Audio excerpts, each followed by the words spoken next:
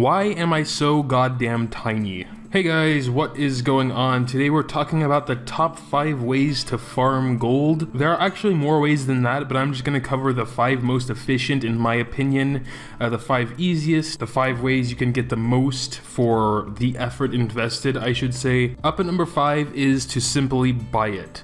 Let's go into the store here. So as you can see here, this is 25,000 gold for 1 diamond. Okay, that is an excellent deal. If you want, you can just get the 5 bags for 5 diamonds, okay? Gonna do that. That's 125,000 gold for 5 diamonds. That is an excellent deal.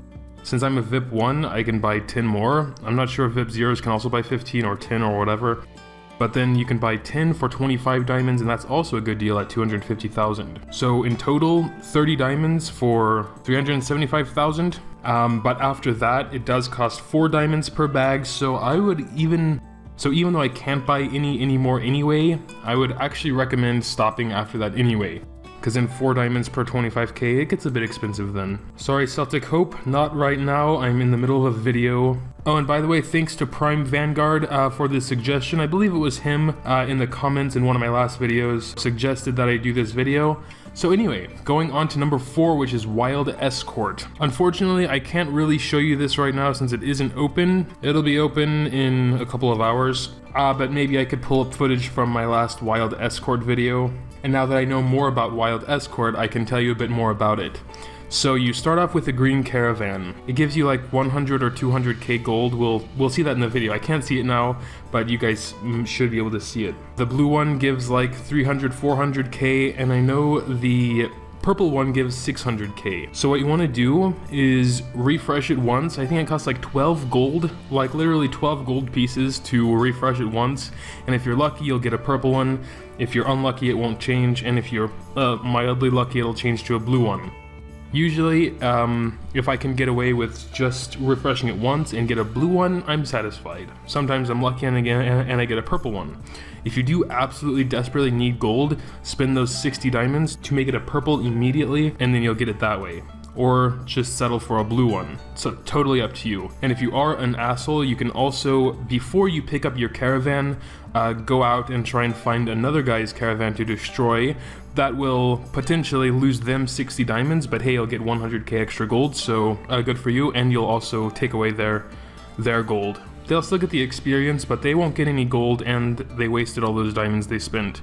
So if you are really a mean person, then go ahead and do that. So anyway, on to number 3, we have the treasure instance. This I can show you because that's always open. And of course, the main one I'm talking about is the gold instance. Up here, you can see at the top left, it says buy double income, and that costs 30 diamonds. That's up to you if you want to do that. Personally, it's an okay value. It's maybe a little...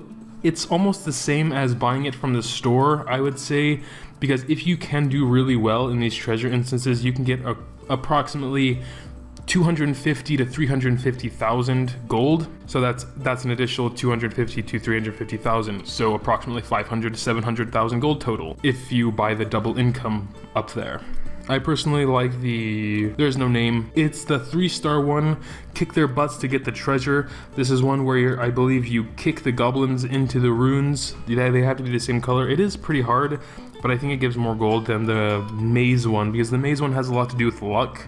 And I am not very keen on luck because I'm typically not a very lucky person. So anyway, there is the gold instance. Make sure to do that every day, and if you really need gold, buy the double income.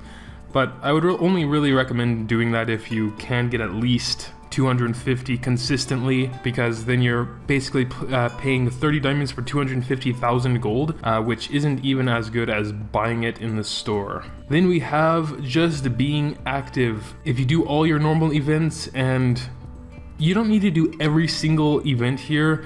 I think you can do all but like one and still get this gold here, which is 800,000, which is a nice chunk of gold.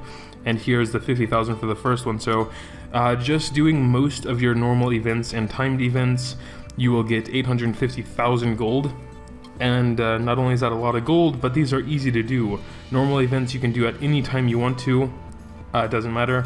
Timed events are of course timed, but most are pretty easy to get to. Most happen 2 times in a day or they last like 12 hours. So you don't really have much of an excuse not to be able to do those. And for number 1 on the list, we have, it's kind of more complicated to say than just blah blah. But first, what you should do, go to a map. I'm choosing here Sadathor's Fall. And what you want to do is come here or any place where you see this skull there where it says Gold Goblin. Make a team. This is very important. You want to make a team because sometimes big goblins spawn here as well as small goblins. So what I'm going to do is just hit auto. I don't have a team now because I'm just explaining what to do here. I'm not actually going to do it, or I'm not actually going to farm here. But what you do is, like for the really hardcore dedicated players, what you're going to do is you're going to make a team, get 2 other dedicated players before bed, hit auto, plug in your tablet, and then just let it run all night. Sometimes big gold goblins spawn down there. One time while I was paying attention, a gold goblin did spawn, or a big one, and got nearly 1 million gold just from that one gold goblin. So that is also a very good way to farm gold, and especially if your team can like survive without another team coming and killing you guys or so. Then could be you get like 5, 6, 7 of those goblins in the night, and damn, you'll be rich in the morning. But yeah, you do have to have a decently strong team, otherwise like someone who really is up at 2 in the morning or something that's coming down here could bring a stronger team, kill you guys, and then have it all for themselves. So I would say it has to be a decently strong team, or not. I mean, you could do this alone as well, and just this is also really good for pill farming, so to raise up your heroes' levels. There are actually many places with this gold goblin down there. You have to make sure you're on the right path though. I am not. I'm actually on path 2. It's a good thing I actually said that, or else I probably wouldn't have noticed. So what I'm going to do now is get to a area where there's no monsters around me and switch to path 1. So that's very important. You need to make sure you're on the right path, or else you'll never actually see the goblins appear. Down here is where the goblins would spawn. The little ones spawn pretty frequently, like maybe once every 2 minutes or so. Here's a guy I'm going to join his team. He's the guy right next to me right now. I was actually talking to him before, and he said, we should make a permanent team to do like team instances and stuff, and I think that's a really good idea as well, because sometimes it's hard to get a team for like team instances and whatnot. But yeah, so I am in a 2-person team now, which is close to the 3-person team, and basically this is what we would do. Put it on auto and then just leave it. You don't actually have to go to bed if you want to do anything else. Most of the time you'll have to leave your tablet plugged into a power source, because I don't think you're allowed to like turn it off or turn your screen off and have it still going.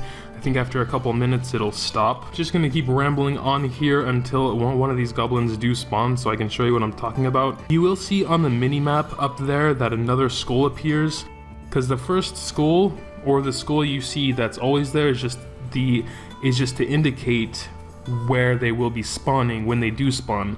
Another skull will appear when one does actually spawn, and this will be a moving skull. See, there it is. Someone probably got to it before me. So Hatternina, you can see that in parentheses. This is Hatternina's treasure goblin. If I really wanted to, I could kill Hatternina and then make it my treasure goblin, but I'm not gonna do that. So whoever hits it first, it's their treasure goblin unless they die. And this is just a small treasure goblin. It's not the large one. The large ones do spawn here, but they are very rare. The small ones are pretty nice. They sometimes have, I think the small ones can contain like a soul as well, but usually they just drop gold. It'll be nothing for me because it wasn't my treasure goblin.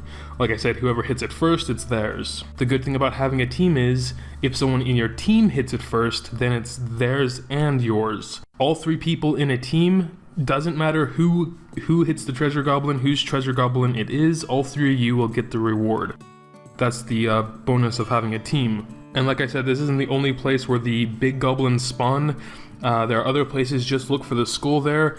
I am not 100% sure though if the huge ones, so if the big gold goblins will spawn everywhere the small ones will, or if there are only certain locations. Someone can confirm or deny that in the comment section below if you know about that, but I know for sure that big ones do spawn down here because I've already seen it a few times. But yeah, I guess that is going to be... Oh, yes.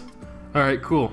I got the treasure goblin, it is mine now. I'm still on auto, but yeah, that's my treasure goblin now. As long as, I think after a while, if you don't hit it, it won't be yours anymore. Like if you go away and do something else, or go out of a certain radius, your name will disappear from there and someone else can claim it. So when you do claim a treasure goblin, make sure to stay on it. And critical here, since he is in my team, will also get the reward. So yeah, I guess I think I've rambled on long enough, guys, so I'm going to wrap it up here. Those are, in my opinion, the best 5 ways to farm gold, mainly being to make a team and just farm out here in the open world, preferably in the area of a treasure goblin. But yeah, that is going to do it. If you did enjoy, make sure to drop a like down below, hit that subscribe button, and leave a comment if you have anything to say. Thanks a lot for watching, and until next time.